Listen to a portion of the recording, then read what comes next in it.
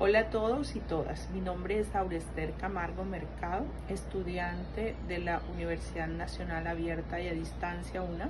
del programa de Psicología.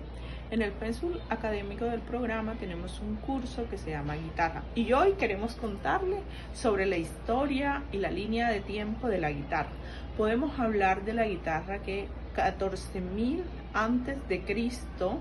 ya existían en la prehistoria pinturas que respondían en Mesopotamia a la muestra de instrumentos de cuerda sencilla similares a los de la guitarra, como el arco, y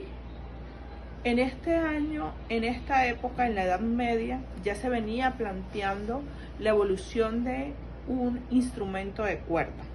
que hasta hoy, al día de hoy, sigue evolucionando en las revoluciones y en los países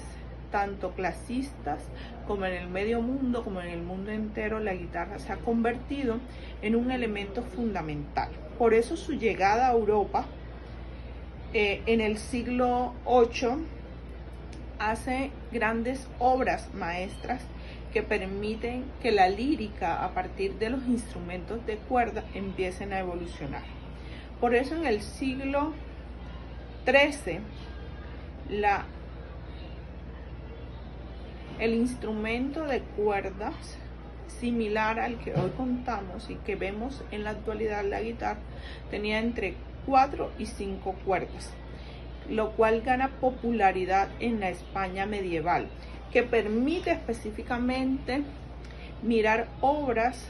de troveros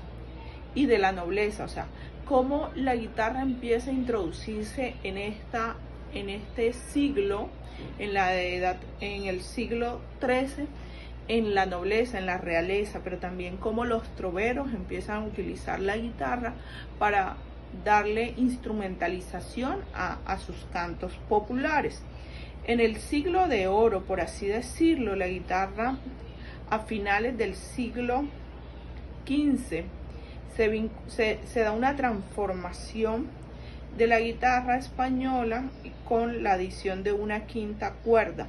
y se diseña más a seguir evolucionando, a seguir haciendo el sonido de la guitarra un sonido mucho más complejo, que permite también la imposición en obras importantes en el siglo XVI. Por eso la guitarra española en el siglo XVI vive su siglo de oro con los maestros Luis de Milán y Gaspar Sanz, compositores de grandes obras que impulsan el uso en la música popular y en la cultura. Entonces la guitarra empieza desde el 14.000 antes de Cristo, empieza a pasar por una serie de transformaciones y de cambios, tanto en su forma original, pero también en la composición de otros elementos, otras cuerdas que permiten un mayor sonido complejo y que dan un vibrato diferente a la composición. Por eso en el siglo XVII, según surge en el siglo XVII la guitarra barraca,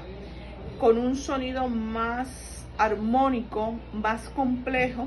que fue utilizada en composiciones importantes en esa época. Podemos plantear que la guitarra clásica se considera como un instrumento virtuoso, potenciando obras de grandes compositores como Beethoven,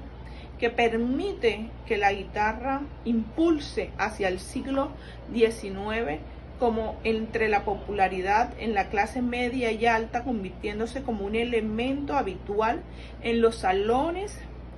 y en los hogares europeos. Entonces la guitarra en Europa tiene un gran auge y una gran posición en las clases medio alta y alta, que permiten que muchas más personas puedan introducir en sus obras maestras y literarias. Dado esto, en principios del siglo XX, la intervención de la guitarra eléctrica, o sea, ya pasa de ser un elemento solamente de cuerdas, sino ya tiene un elemento adicional que se convierte en una guitarra eléctrica, que son importantes para desarrollar músicas como el rock, el jazz, que permiten la evolución en el siglo XX. En el siglo XXI,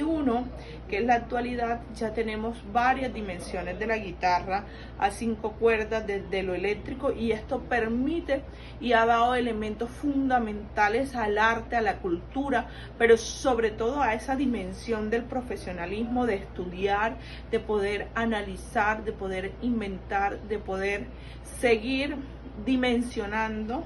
la capacidad de los hombres a seguir apostándole a la cultura y a la transformación de un elemento como es la guitarra.